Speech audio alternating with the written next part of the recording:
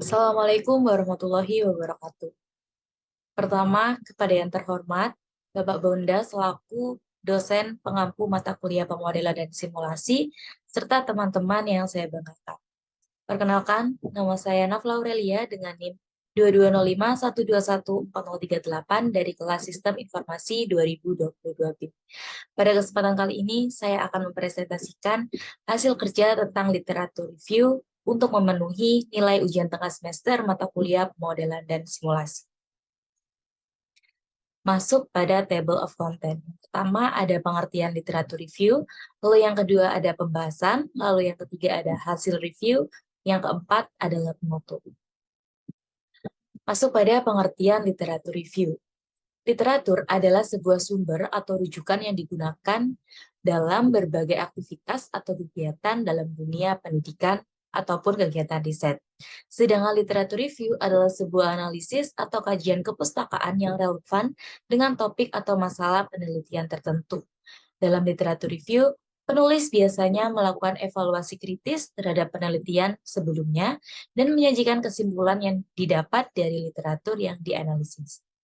Literatur review memiliki beberapa tujuan, di antaranya adalah menunjukkan pemahaman yang mendalam tentang topik penelitian, menunjukkan kebaruan dari penelitian yang diusulkan, mengidentifikasi kesenjangan penelitian, membangun argumen dan mendukung hipotesis, serta menunjukkan keterampilan peneliti.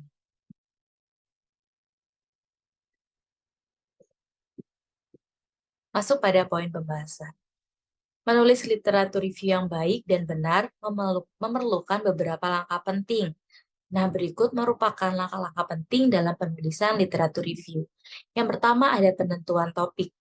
Langkah pertama dalam menulis literatur review adalah menentukan topik yang akan dibahas. Lalu yang kedua mencari literatur. Setelah topik ditemukan, mulailah cari literatur terkait melalui basis data online, jurnal akademik, dan juga buku. Lalu yang ketiga, baca serta pahami literatur. Setelah menemukan literatur yang relevan, baca secara seksama dan pahami isinya. Catat informasi yang penting seperti penulis, tahun, judul, abstrak, dan juga kesimpulan. Lalu selanjutnya ada buat rangkuman. Setelah memahami literatur, buat rangkuman dari setiap literatur yang relevan. Rangkuman harus mencakup informasi tentang isu utama, metodologi, hasil, dan juga kesimpulan. Lalu selanjutnya ada organisasi. Setelah membuat rangkuman, organisasikan literatur berdasarkan topik atau isu utama. Buat outline atau diagram untuk membantu menyusun informasi secara sistematis. Langkah selanjutnya adalah menulis literatur review. Setelah menyusun organisasi, mulai untuk menulis literatur review dengan struktur yang baik seperti pengenalan, latar belakang, metodologi, hasil, dan juga kesimpulan. Masuk pada hasil. Nah, berikut merupakan 5 artikel ilmiah bertema pemodelan simulasi beserta pembedahan reviewnya. Yang pertama terdapat judul Simulasi Prediksi Jumlah Mahasiswa Baru Universitas Dayhasen Bengkulu menggunakan metode Monte Carlo. Artikel ini ditulis oleh Abdussalam Al-Akbar dan Hendri Alamsyah serta Rizka, serta tahun terbitnya pada tahun 2020. Topik pembahasan yang diangkat, penerimaan mahasiswa baru merupakan aktivitas rutin tahunan bagi setiap universitas.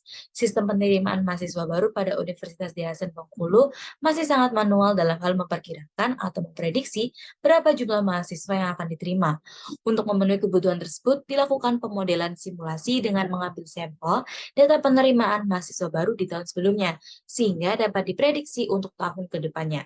Salah satu metode yang digunakan adalah metode Monte Carlo. Tujuan dari artikel ini yaitu memprediksi jumlah mahasiswa baru yang masuk pada setiap tahun ke depannya dengan akurasi yang tinggi menggunakan model simulasi Monte Carlo. Nah, ruang lingkup dan batasannya adalah penelitian ini berfokus pada prediksi jumlah mahasiswa baru di Universitas Dayhasen menggunakan metode Monte Carlo, serta data yang digunakan adalah data historis jumlah mahasiswa baru beberapa tahun terakhir. Penelitian ini mempunyai batasan untuk memprediksi jumlah mahasiswa baru dan tidak memberikan rekomendasi yang lebih spesifik untuk Universitas Dayhasen dalam menghadapi perubahan jumlah mahasiswa baru yang diharapkan. Lalu metode Masuk pada metode. Metode yang digunakan dalam penelitian ini adalah metode simulasi Monte Carlo. Serta variabel yang diteliti meliputi jumlah mahasiswa baru berprodi pada tahun-tahun sebelumnya di Universitas Dea Bengkulu. Penemuan dari artikel ini adalah metode Monte Carlo memungkinkan pengguna untuk membuat distribusi probabilitas untuk variabel jumlah mahasiswa baru yang akan diterima. Simulasi ini akan memberikan informasi serta prediksi probabilitas diterimanya mahasiswa baru di Universitas Dea Bengkulu dengan tingkat keakuratan yang tinggi.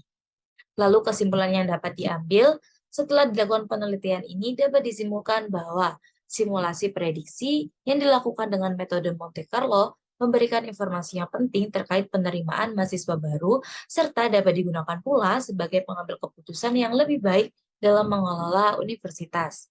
Selain itu, tingkat keakurasian hasil perhitungan manual dengan aplikasi simulasi untuk memprediksi menggunakan Monte Carlo sangat cocok dengan tingkat akurasi 100%. Nah, sumber dari artikel ini seperti yang telah disebutkan tadi, diambil dari jurnal Pseudocode volume ke-7 nomor 1, diambil dari Universitas Dea Bengkulu dengan judul Simulasi Prediksi Jumlah Mahasiswa Baru Universitas Dea Bengkulu menggunakan metode Monte Carlo. Lalu, judul yang kedua yaitu kontribusi model simulasi TIK untuk menumbuhkan berpikir logis dalam pembelajaran matematika. Dengan penulisnya ada Sebiro Ulfa Kurniawati dan Andi Prastowo. Tahun terbitnya 2021 dengan topik pembahasan, penelitian ini dilatar belakangi oleh rendahnya kemampuan berpikir logis siswa dalam pembelajaran matematika, serta persepsi siswa terhadap pembelajaran matematika yang sulit dipahami dan menakutkan, sehingga dihadirkan sebuah inovasi dengan memanfaatkan model simulasi berbasis TIK. Tujuan dari penelitian ini adalah untuk mengetahui apakah model pembelajaran simulasi berbasis TIK dapat memberikan kontribusi terhadap kemampuan berpikir logis siswa kelas 4 SD atau MI dalam pembelajaran matematika. Ruang lingkup dan batasan, yaitu model simulasi TIK sebagai media pembelajaran dinilai efektif untuk membantu siswa memahami konsep matematika secara visual dan interaktif. Selain itu, model simulasi ini dapat meningkatkan motivasi siswa serta kemampuan berpikir secara logis. Selanjutnya, metode yang digunakan dalam penelitian ini adalah metode kualitatif deskriptif dengan desain penelitian kepustakaan atau library research, sedangkan teknik pengumpulan data dilakukan dengan mencari berbagai dokumentasi dari beberapa jurnal yang relevan dengan penelitian ini, kemudian dianalisis dan diambil kesimpulan. Nah, variabel yang diteliti yang digunakan adalah berbagai bahan yang ada di perpustakaan seperti buku, majalah, dokumen, dan sebagainya untuk menghasilkan kontribusi model simulasi TIK. Penemuan dari penelitian ini adalah model pembelajaran TIK tipe simulasi memiliki beberapa kelebihan, yaitu meningkatkan wawasan pengetahuan siswa, meningkatkan kerjasama dan komunikasi antar guru dan siswa, menjadikan siswa lebih berpartisipasi, dan membuat siswa lebih fokus untuk belajar. Kesimpulan dari penelitian ini adalah model pembelajaran simulasi berbasis TIK adalah salah satu model pembelajaran yang dapat diterapkan oleh pendidik di sekolah sebagai sarana pendidik dalam memberikan kontribusi dalam berpikir logis siswa. Hal ini dapat merangsang kemampuan berpikir siswa dalam belajar, salah satunya yaitu dapat menumbuhkan kemampuan berpikir logis siswa.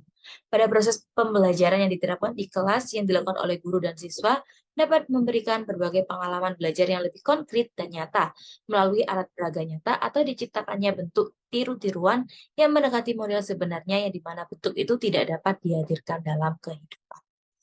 Sumber dari literatur review ini ada pada Jurnal Teknologi Pendidikan volume 14 nomor 2 yang diambil dari Universitas Islam Negeri Sunan Kalijogo pada 2021 yang ditulis oleh Ulfa Kurniawati dan Sobiro Prastowo Andi. Lalu, judul yang selanjutnya yang ketiga adalah modelan dan simulasi pengadaan bahan baku pada home industri rebana. Dengan penulisnya ada Naufal Fitria Pertama, Ikhlila Muzayana, Ainus Sukma Eliana Putri, dan Dwi Roliwat. dengan tahun terbit pada tahun 2020. Topik pembahasan dari penelitian ini dilatar belakangi oleh permasalahan yang ada pada Home Industry Muslim Group, yaitu dalam pemilihan supplier dan penyimpangan barang di gudang. Permasalahan ini dianalisis dan menghasilkan kenaikan yang signifikan tiap tahunnya.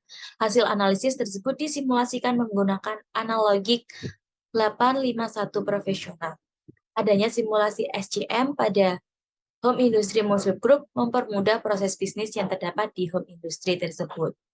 Tujuan dari penelitian ini adalah memodelkan proses pengadaan pada Home Industry Muslim Group agar pendapatan produksi rebana dapat lebih meningkat. Selain itu juga bertujuan untuk memperoleh gambaran mengenai kegiatan badan usahanya dalam mengetahui permasalahan yang terkait dengan penerapan SCM atau Supply Chain Management.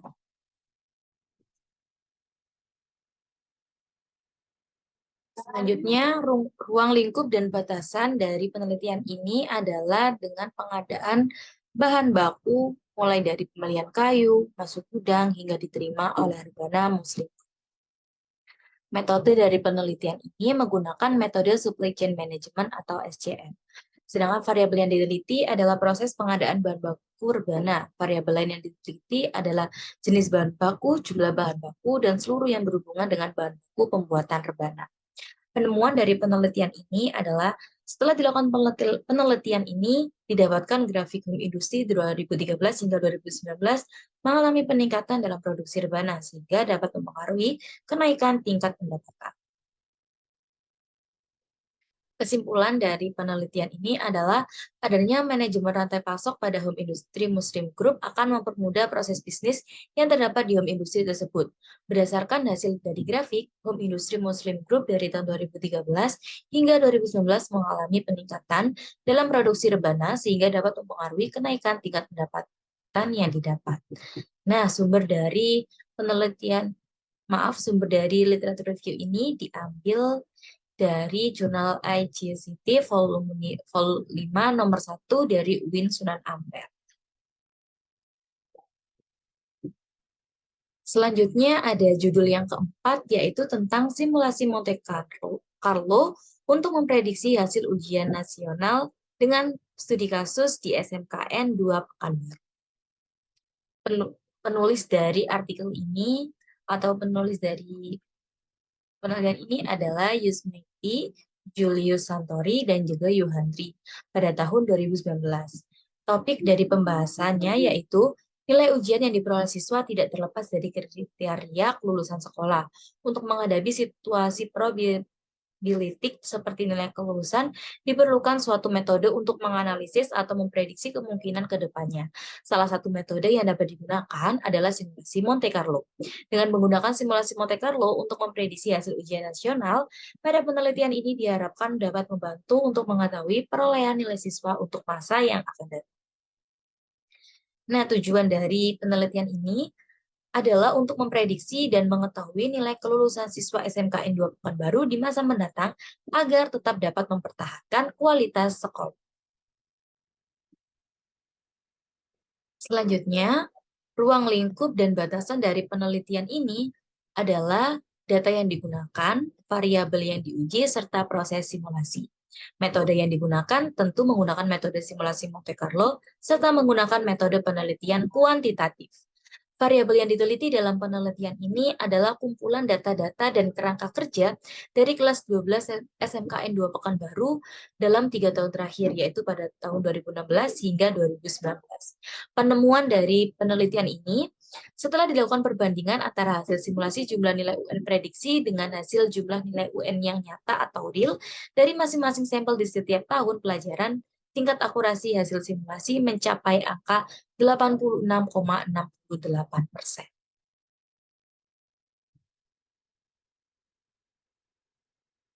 Kesimpulan dari penelitian ini, dari hasil perhitungan untuk memprediksi hasil nilai ujian nasional siswa SMK Indo Pekanbaru pada 3 tahun pelajaran terakhir dengan menggunakan metode Monte Carlo, diperoleh tingkat akurasi sebesar 86,68%. Maka, metode ini layak digunakan untuk memprediksi hasil ujian nasional pada tahun pelajaran berikutnya.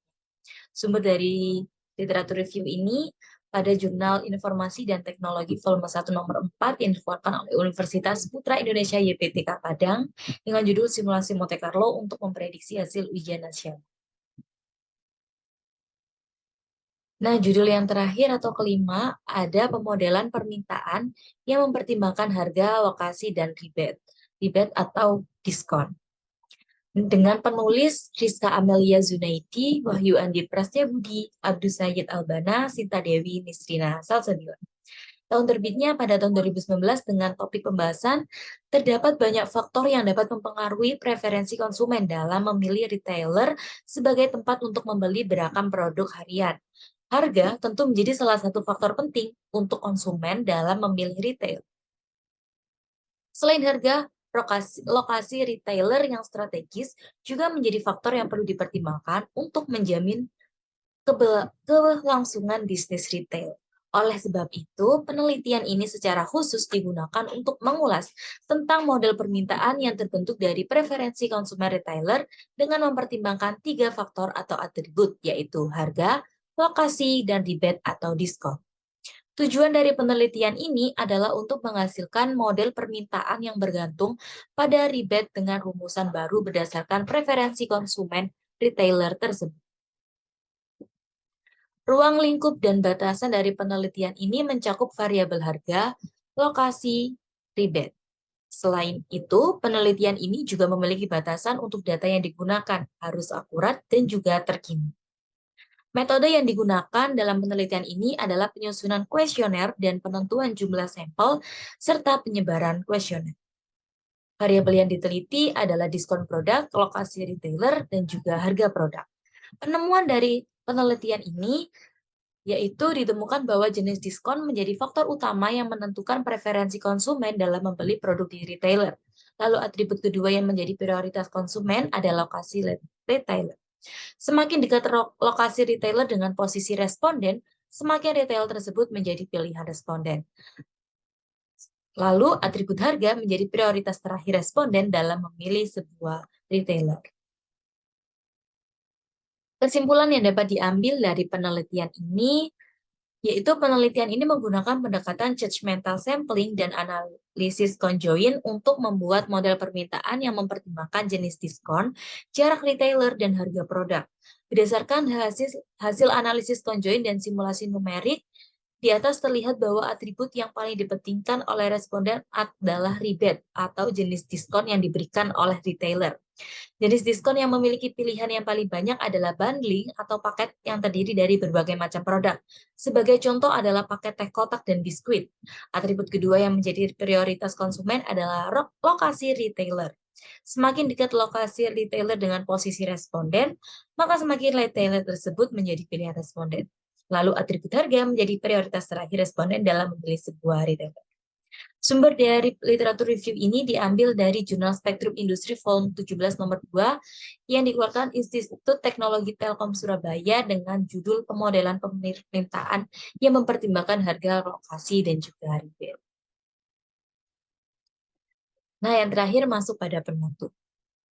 Seperti yang telah dipaparkan di atas, literatur review merupakan suatu kegiatan penting untuk mengetahui informasi-informasi penting dari suatu artikel dalam jurnal, tidak terkecuali dengan pemodelan dan simulasi. Materi ini juga memiliki banyak sekali artikel ilmiah yang telah diteliti, serta disusun sebelumnya. Dengan adanya literatur review, pencarian informasi dalam jurnal maupun artikel menjadi hal yang mudah untuk dilakukan. Sekian presentasi yang dapat saya sampaikan. Kurang lebihnya saya mohon maaf apabila terdapat kesalahan kata ataupun salah penulisan. Sekian. Assalamualaikum warahmatullahi wabarakatuh.